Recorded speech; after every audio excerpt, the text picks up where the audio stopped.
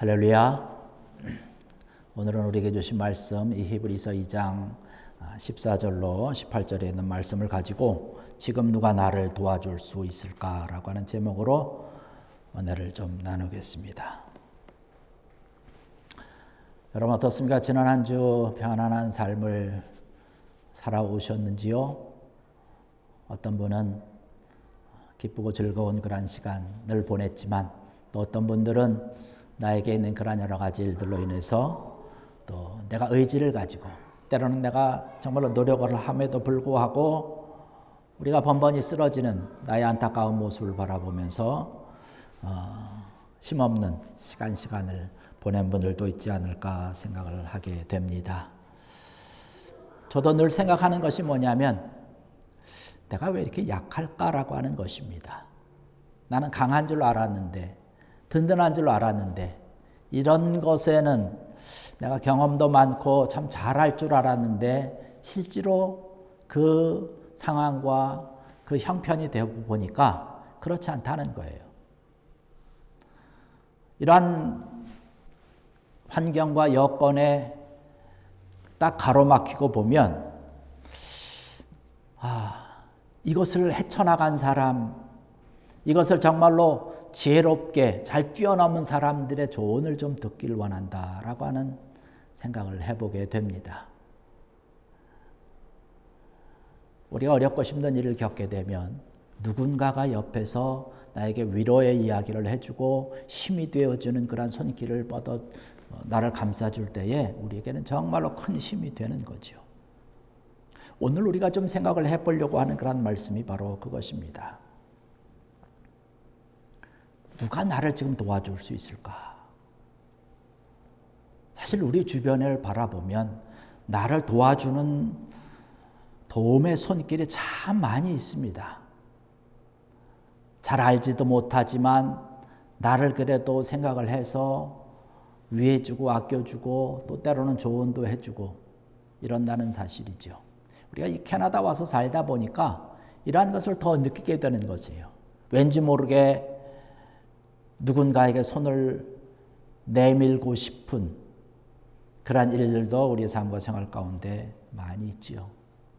그러나 오늘 우리가 좀 생각을 해보고자 하는 것은 이러한 것보다 더 큰 도움의 손길을 좀 생각을 해보려고 하는데 바로 예수 그리스도에 대한 하나님께서 우리와 함께 하신다라고 하는 사실을 생각을 하면서 은혜를 좀 나누고자 합니다.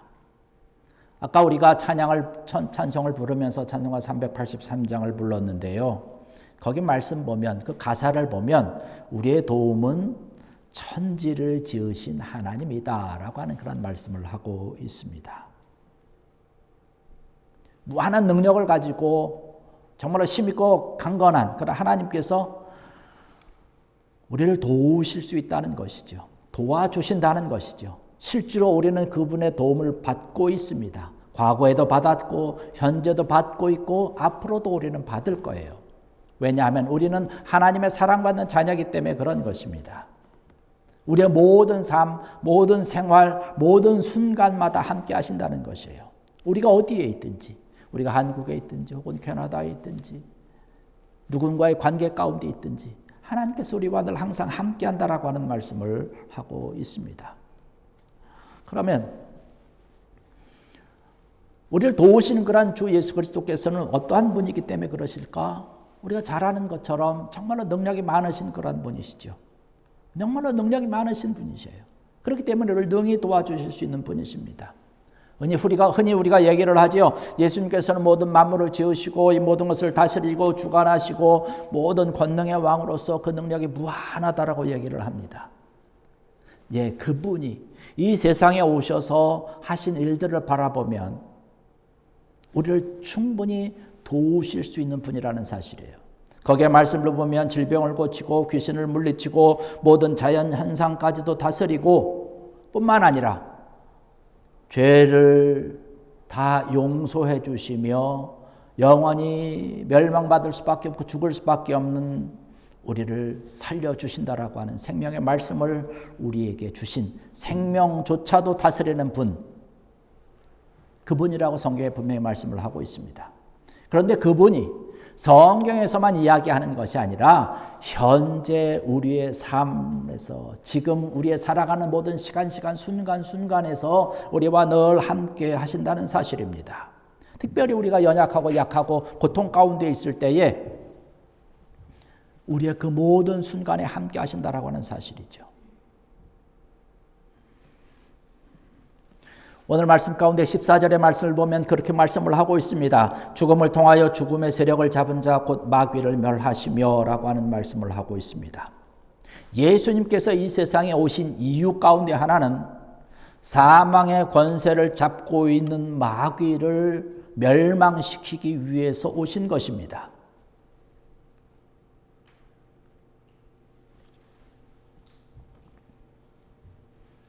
예수님께서 그 사망의 권세를 잡고 있는 마귀를 멸망시키지 않았다면 우리는 그 마귀의 조종에 의해서 영원히 죽을 수밖에 없었을 것입니다.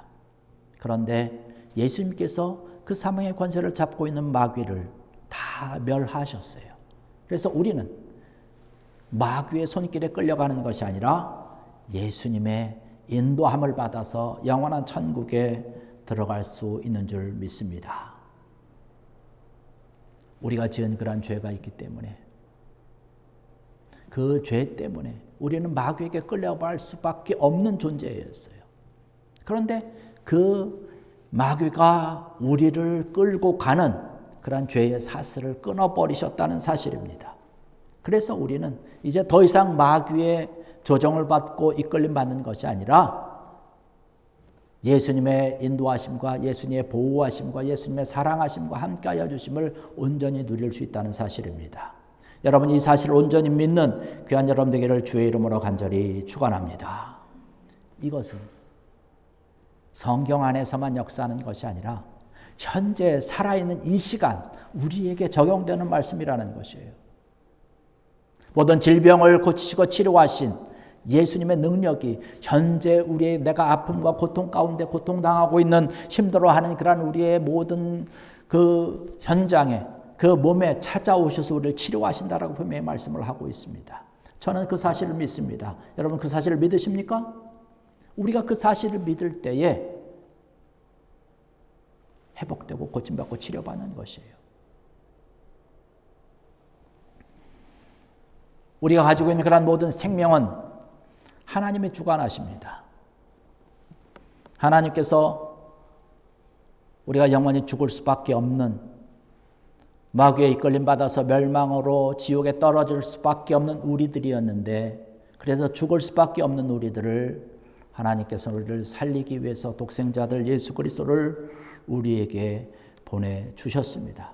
그래서 그 예수님으로 말미암아 십자가에 달려 돌아가심으로 우리가 그것을 믿음으로 내 죄를 대신 책임지시고 십자가에 달려 돌아가신 예수 그리스도를 믿고 고백하는 순간 우리는 지옥에 들어가는 것이 아니라 영원한 천국에 들어갈 수 있다는 사실입니다.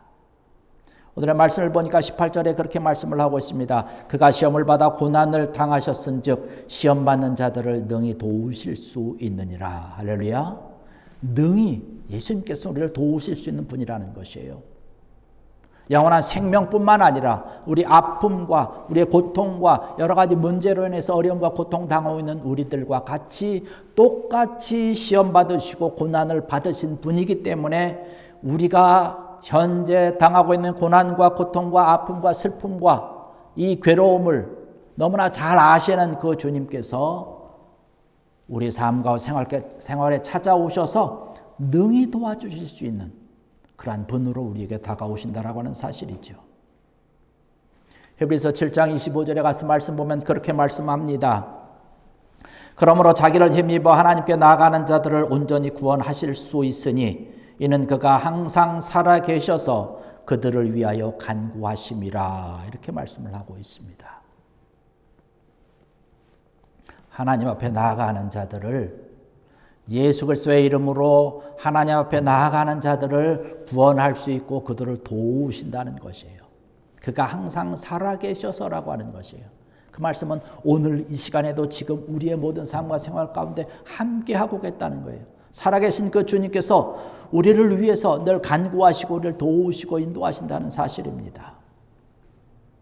여러분, 이 예수 그리스도와 함께 여러분의 모든 문제, 여러분의 모든 아픈 것들, 여러분의 앞길에 대한 것들을 온전히 맡기고 의지하는 귀한 여러분 되기를 주의 이름으로 간절히 축원합니다. 그럴 때 우리의 앞길이 활짝 열려질 것이에요. 우리는 강건함을 얻을 수 있습니다. 하나님의 온전한 그 손길을 우리가 덧입는 것이지요.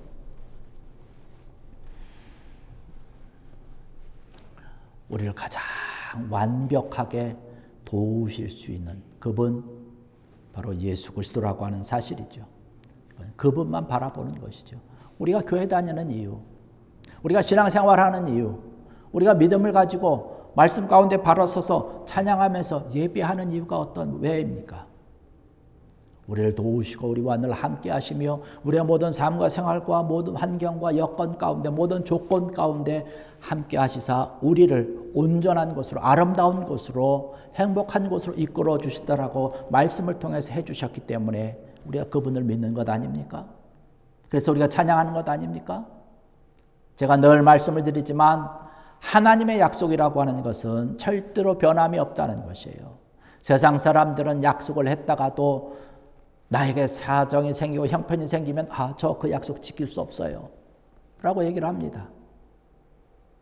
그러나 하나님은 그렇게 하신 적이 없어요. 한 번 약속하신 것은 끝까지 그 약속을 지키십니다. 그렇기 때문에 그 약속해 주신 그 하나님의 약속의 말씀을 붙들고 우리가 믿는 것이지요.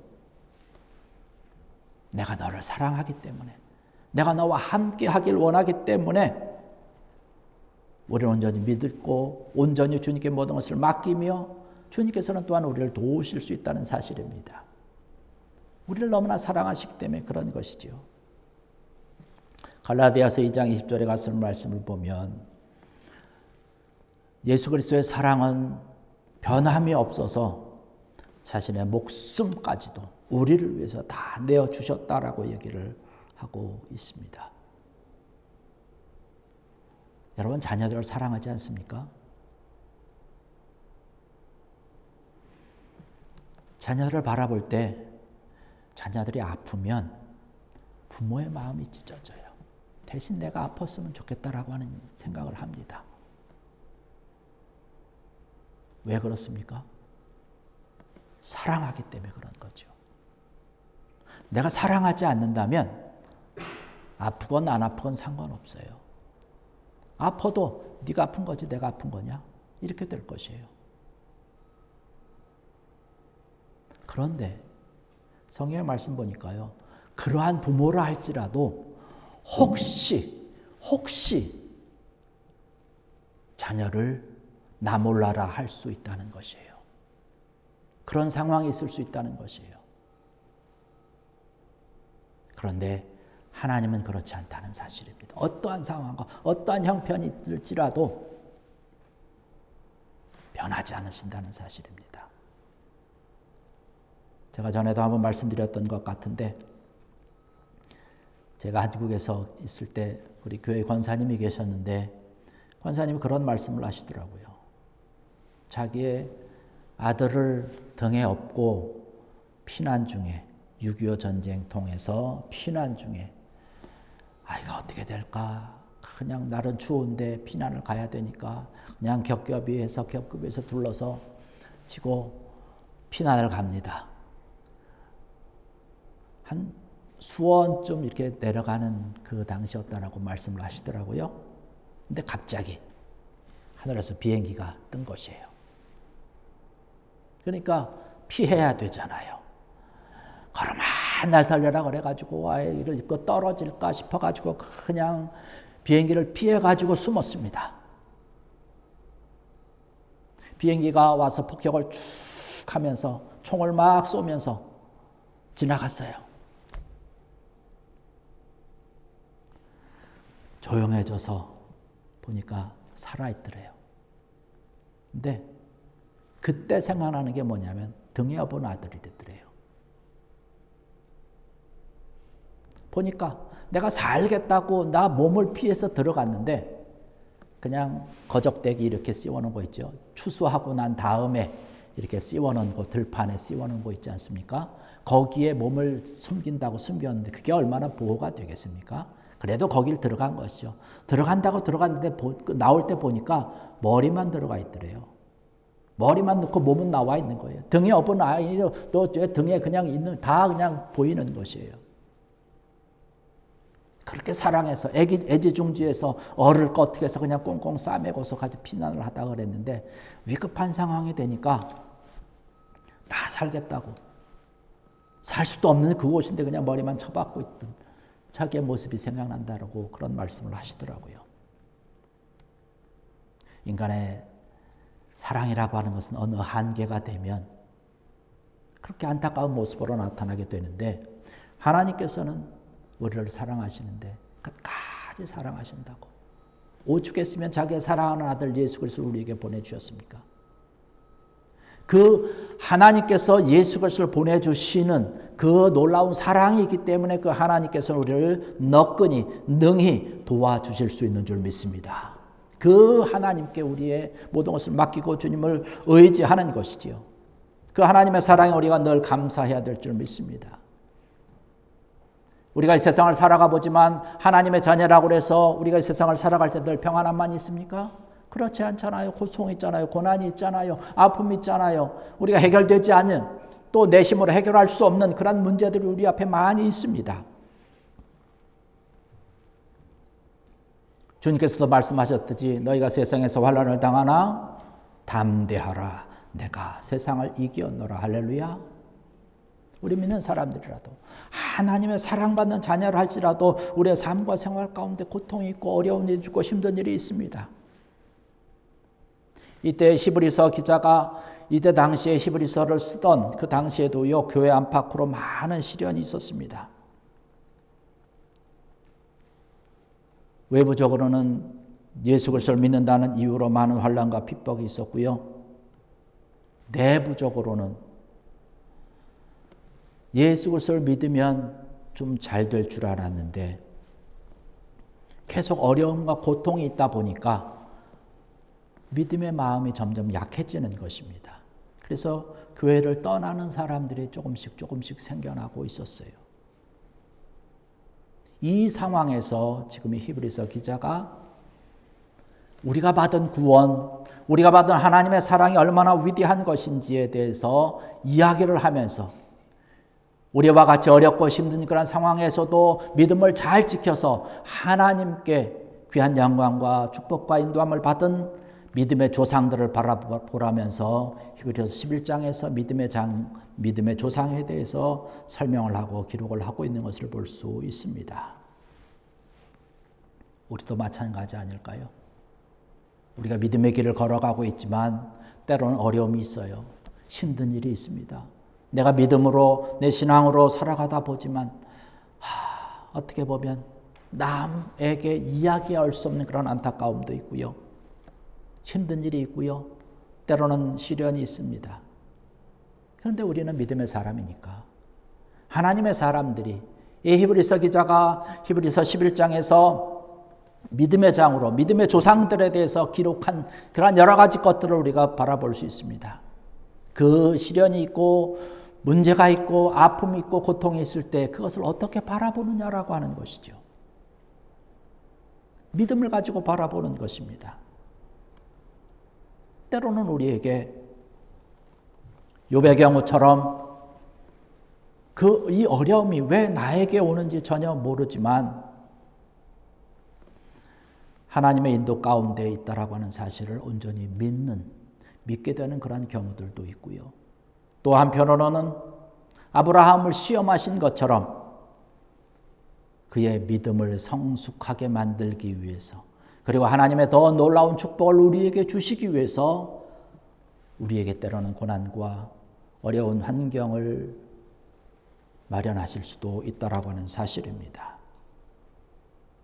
여러분,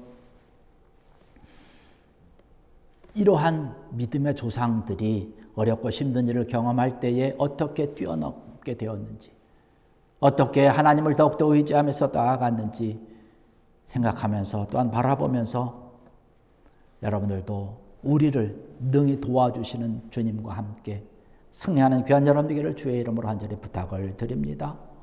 영국의 복음 전도자였던 존 닐턴 목사님께서 고난을 당하고 있다는 어떤 부인의 편지를 받으면서 그 부인의 편지에 답장을 하고 고난에 대한 관점에 대해서 이렇게 이야기를 했다고 합니다. 거기 말씀 보니까요. 만일 우리가 아무런 고난을 받지 않는다면 천국에 대한 소망을 잃어버리는지 모릅니다. 그의 백성이 겪는 고난은 형벌을 주기 위한 것이 아닙니다. 그 고난 속에는 진노가 없습니다. 주님께서 우리들이 손에 들려주신 고난의 잔은 성도들의 유익을 위한 약에 불과합니다. 할렐루야. 하나님께서 우리에게 주시는 귀한 말씀인 줄로 믿습니다. 여러분 가운데 어려움이 있고 때로는 고난이 있고 힘든 일이 있어도 주님만을 바라볼 수 있는 귀한 여러분들 되기를 원합니다. 우리에게 도움을 주시는 그런 주님은 전능하신 분이고 능력이 있으신 분이십니다. 우리가 기도하고 우리가 이야기할 때 전지전능하신 하나님이라고 이야기를 하는데 정말로 우리를 도우시는 분은 전지전능하신 분이라고 하는 사실입니다. 여러분 이 사실을 기억하시고 주님께서 지금도 살아계셔서 우리와 함께하고 있다라고 하는 사실 꼭 기억하시면서 여러분 어렵고 힘든 일이 있을 때마다 주님이 우리와 함께하고 있다는 사실, 믿음의 손길들이 우리와 늘 함께하고 돕고 있다라고 하는 사실을 기억하시기 바랍니다. 그래서 늘 이기시고 승리하시고 인내하시고 담대해 하나님께 인정받고 칭찬 듣고 사랑받을 수 있는 복된 삶을 살아가는 여러분들 되시기를 주의 이름으로 간절히 축원합니다. 기도하시겠습니다. 할렐루야. 아버지 하나님 은혜와 사랑을 감사를 드립니다.